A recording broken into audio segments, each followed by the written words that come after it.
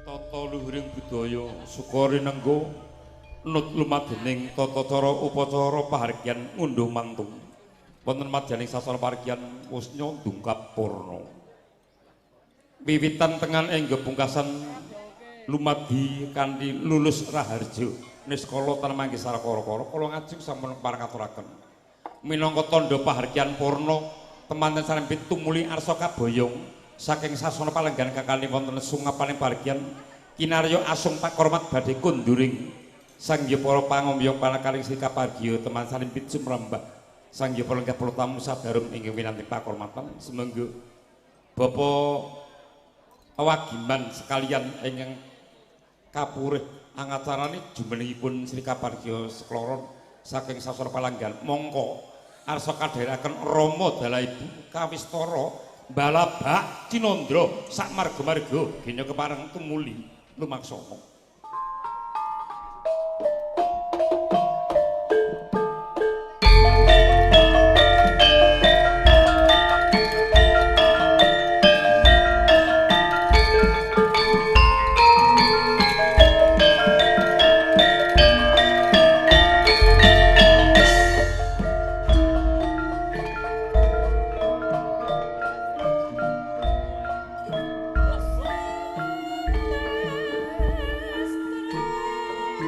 Sangya para kapoltam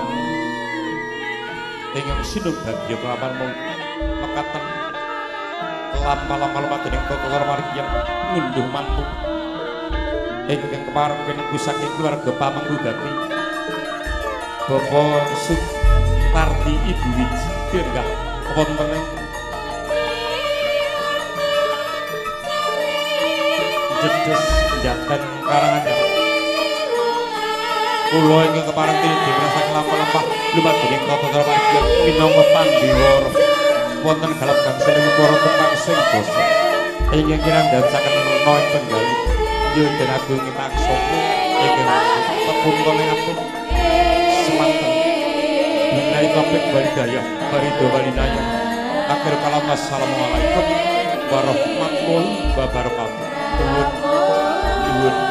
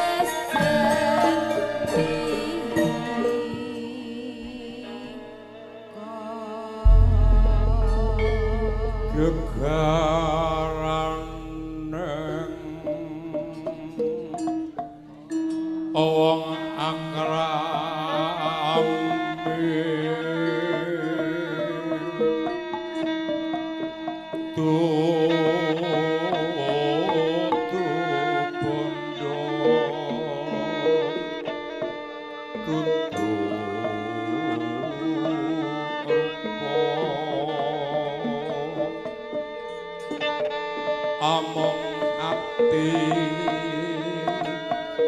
pawitane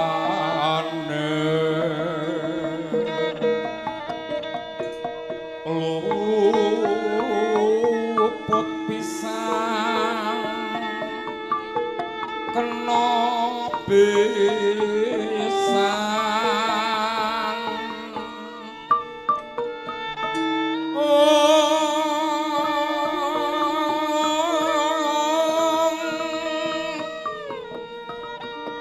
yen gampang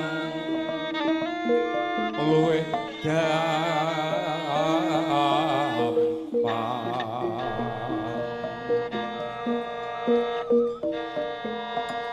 yen angel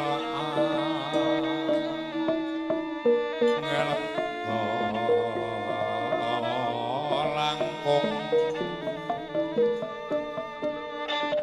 tanpa not pinumbas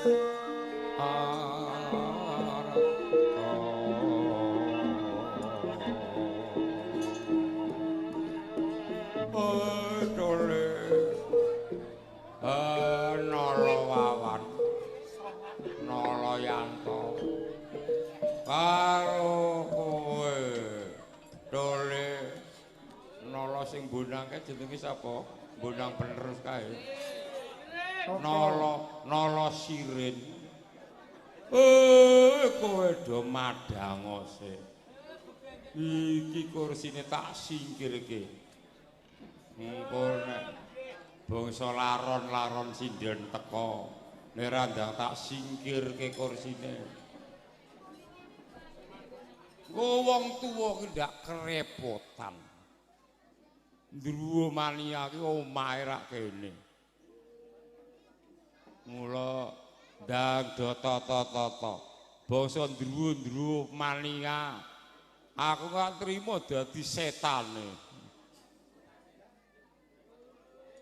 madang mul